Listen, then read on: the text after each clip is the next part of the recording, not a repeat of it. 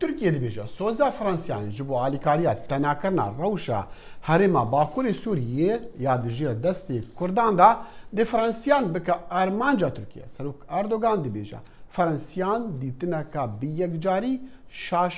ji Sûriya re heye. بۆ تاوتێکردنی ئەم بابەتە ئێستا ڕۆژنامەوان هەڵگورد سەمەدمان بە ڕێگای سکایپ لەگەڵدایە. کاک هەڵگورد ئەم کاتت باش سەرەتا لەو پرسیارەوە دەست پێ دەکەم ئایا ئەم ڕاگەیاندنەی ماکرۆن کار ناکاتە سەر پەیوەندیەکانی نێوان ئانکەرە و پاریس؟ بەڵێ ئەو کاتە ئێوە بیسەرانی دەنجی ئەمریکا باش بێگومان ئەو ڕاگەاندنەی ماکرۆن کە ڕاگەاندووە کە ئەو پێشوازی کردووە لە وەفدێکی هێزەکانی پاراستنی گەل یاخود هێزەکانی سووریا دیموکرات کە هەموو هێزەکانی دیکەی تێدایە بۆتە هۆی بێزارکردنی تورکیا و ئەو لێدوانانەی کە بەو دوایەش کە دران بە تایبەت لەسەر ئاستی باڵای تورکیا وا پێدەچێتەوە تورکیا زۆر بێزار بوو بێ لەو لێدوان و ڕاگەاندنانەی کۆشی ئەلیزێ کۆشی سەرۆکایەتی فەڕەنسا و کاردانەوەی زۆر توندی هەبووە لەبەر ئەوە چاوەڕێ دەکرێتەوە پەیوەندیەکان گرژی زیاتر بەخۆ ببینن لە حاڵێکدا ئەگەر ئەو بەڵێنانێکەوە سەرۆک ماکرۆن داویەتی بە پاراستنی ئەو ناوچانە بچنە هەنگاوی کردەیەوە و سەربازەکانی فەڕەنسا جێگۆڕشیان پێ بکرێ بێگومان ئەوە تازە نییە کە سەربازی ئەمریکا لەوێ هەیە کەشتیگەلی شاردوگۆڵ هەیە لە ناو دەریای سپیناوە ڕاست و هێزەکانی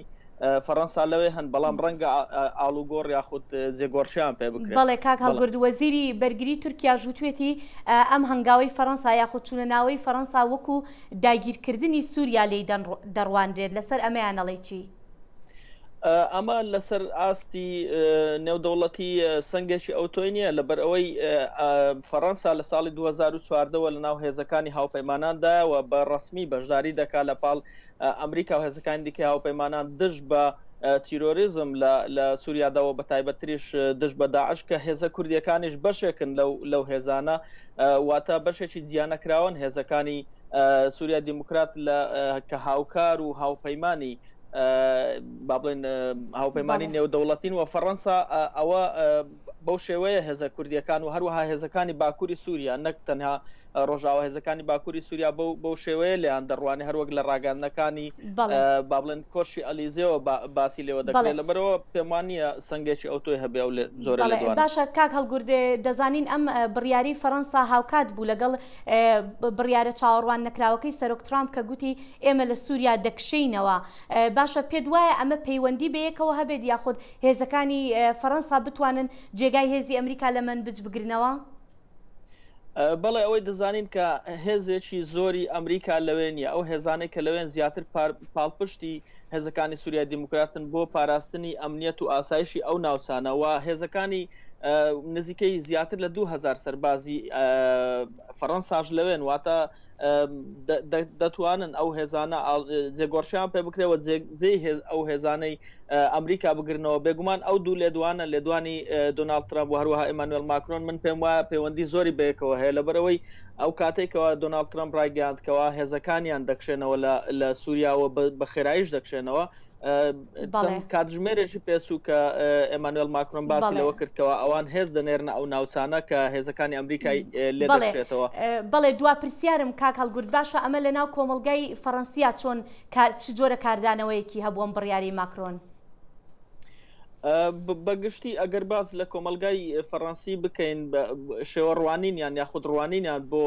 ڕژێمی تورکیا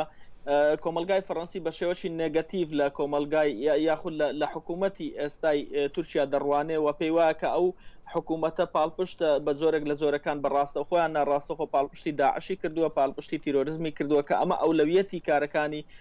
با بڵێن فەڕەنسا و هێزەکانی هاوپەیمانە تێک دەدا کە وتویانە ئێمە ئامانجی ئێمە لە سووریادا ڕوبەڕووبوونەوەی لەگەڵ داعش و کۆمەلگای فەڕەنسی پێم وایە هاوتەری بە لەگەڵ سیاسەتی دەرەوەی فەڕەنسا لە بەرامبەر تورکیادا و گۆڕانکاریەکی ئەوتۆی بەسەردانا هاتووە بەڵام لەسەر ئاستی میدیایی با بڵێن بە شێوەیەکی گشتی میدیاکانیش هەمان ڕوانینیان هەیە بۆ ڕژێمی ئێستای سووریا کە ڕژێمێکی ئیسلامی دیکتاتۆریە و بە شێوەیەک لە شێوەکان پشتگیری تیرۆریزم و بە تایبەتریش پشتگیری داعش دەکات. بەڵێ زۆر سپاس ڕۆژنامەوان هەڵگورد سەمەد لەگەڵماندا بوو لە پاریسەوە سپاس.